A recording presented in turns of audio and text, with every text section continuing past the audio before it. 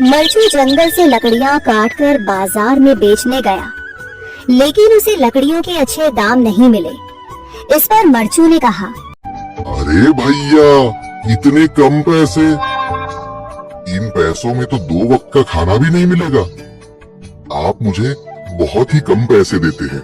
मैं इतनी मेहनत से लकड़ियां काट कर आता हूँ, लेकिन उनके पैसे मुझे बहुत कम मिलते हैं। भैया, तुम्हारी लकड़ियां होती ही इतनी कमजोर हैं कि मैं इससे ज्यादा पैसे नहीं दे सकता। तुम्हारी लकड़ियों के बस इतने ही पैसे बनते हैं। अरे भैया, कुछ ज्यादा कर दो ना। वो क्या है ना कि इन पैसों का तो कुछ भी नहीं आता। मैं अपनी जिंदगी कैसे गुजारूंगा? भैया, तुम जाकर अच्छी लकड़ियां लाओ, तभी इन लकड़ियों का अच्छा दाम मिल पाएगा, वरना इन लकड़ियों का तो यही दाम है। ये सुनकर मरचू बहुत ज्यादा परेशान हो गया और पैसे लेकर किराने की दुकान से सामान खरीदकर घर आ गया। घर पहुंचते ही मरचू की पत्नी सीता ने कहा, अरे जी, सामान ले आए आप?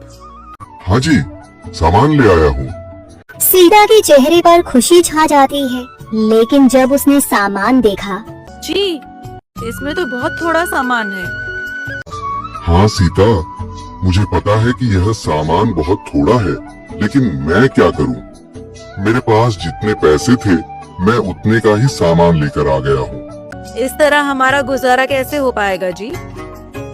आपको तो पता ही है कि हम कितनी मुश्किलों से गुजारा करते हैं। हाँ हाँ, मुझे पता है, लेकिन मैं कर भी क्या सकता हूँ? मेरे पास इतने पैसे ही नहीं कि हम एक अच्छी जिंदगी गुजार सके। इतनी मेहनत कर रहा हूँ, लेकिन फिर भी मेहनत का फल नहीं मिल रहा। इतनी मेहनत से अच्छी लकड़ी काट कर आता हूँ, लेकिन मुनासिब दाम नहीं मिलता।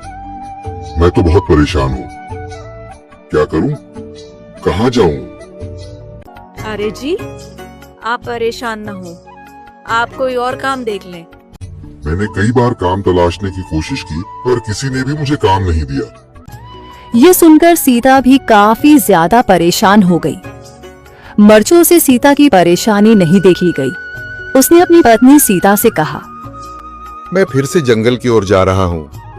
अरे जी, अभी मत जाइए ना, वैसे भी शाम हो रही है। आप कल चले जाइएगा, अभी मत जाइए। ठीक है, अगर तुम रोक रही हो तो मैं नहीं जाता। मैं कल चला जाऊंगा। इसके बाद मरचू गांव में घूमने के लिए चला गया। तभी उसे एक आदमी मिला और उसने कहा, कहाँ जा रहे हो भैया? और सुनाओ, क्या हाल चाल है? जिंदगी कैसे गुजर रही है? अरे भैया, तुम्हें तो पता है कि लकड़ियां काटकर कैसे गुजारा होता है। हाँ भैया, तुम सही कह रहे हो।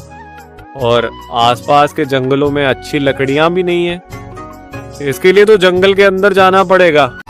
पर जंगल के अंदर तो काफी सारे जंगली जानवर होंगे। मुझे बहुत डर लगता है भैया, मैं जंगल में कैसे जाऊंगा? हाँ भैया, जंगली जानवर तो होंगे, लेकिन अच्छी लकड़ियां तो वहीं से ही मिलेंगी।